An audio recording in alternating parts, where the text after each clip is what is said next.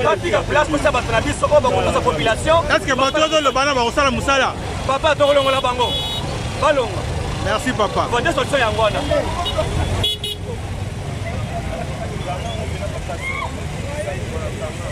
Papa wewa, moi il obézali par rapport au monde. Victoire inondée na mai. Papa ko loba mo muke. Ko loba te. Bande ko botala. Kin ko ezalaki la belle. Le lot qui n'est comme pour belle. Pour la makasi mais ya makasi ko tuté.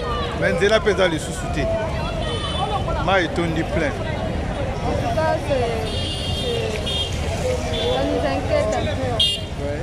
Comme trop inquiet parce que de voir tout ça, voilà, je suis venue pour acheter quelque chose au supermarché, mais je ne sais pas entrer, vu qu'il y a l'eau, je ne peux pas introduire mes pieds dans l'eau, je ne sais pas quel genre de désinfection j'aurai. Donc c'est vraiment triste de voir un grand pays comme le RDC. Mais non, tout ça c'est lié vraiment quoi. Des carnivores, tout ça.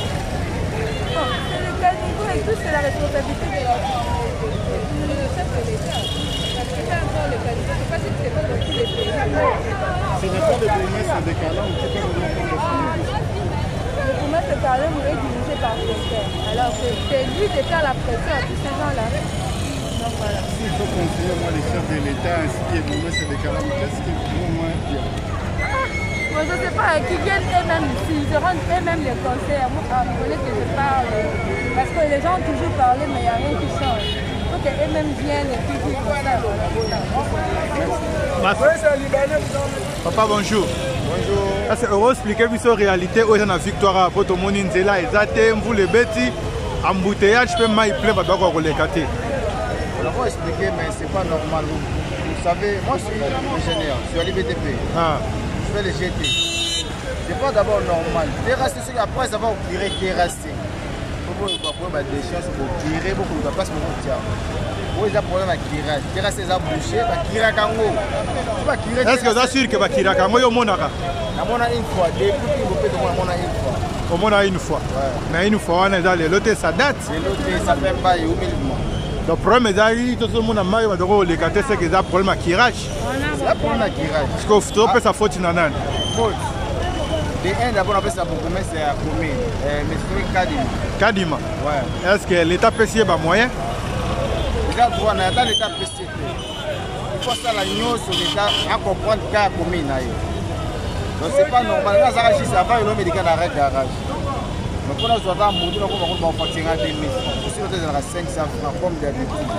Quand on a maille, il y a une question, il y a une saleté, il y a une toilette, il y a une infection, il y a une gifle.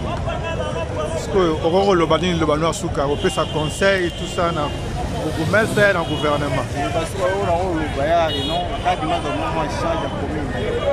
Kadima doit changer de commune. Mais ça Kadima, tu peux partout, tout le monde, ceux qui me voulaient bêtis. On doit changer de commune parce que la mission est comme depuis qu'on doit contacter, la ville roule bien. Je vais au Luxembourg, je vais au Luxembourg, je vais au Luxembourg, papa.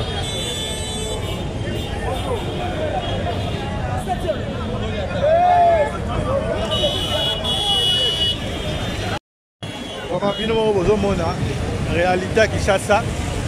Bino bato na poto. Na ebité te pose la peine même problème na biso bo. Ça le lot sur victoire et à moyen té. Mai embouteillage tout consort donc baramboza mabe makasi. Baramboza mabe makasi bino mo bozomona. Bula oyo ekangi banzela bambouteillage na bato makolo zela ezate. Donc mai est partout. Mai est partout quand on est bino mo bozomona. Éviter oyo to pesa faute ya bourgmestre, faute ya gouvernement, faute ya nani to éviter.